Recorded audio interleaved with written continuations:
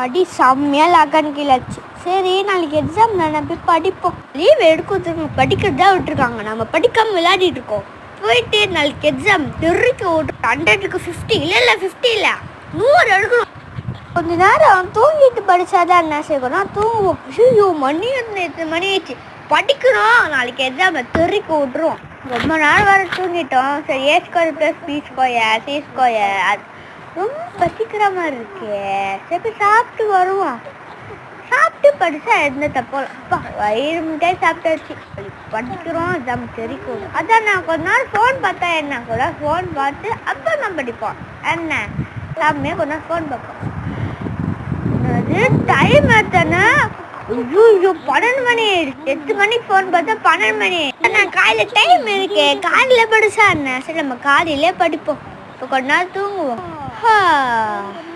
ஐயோ டைம் வரைச்சு.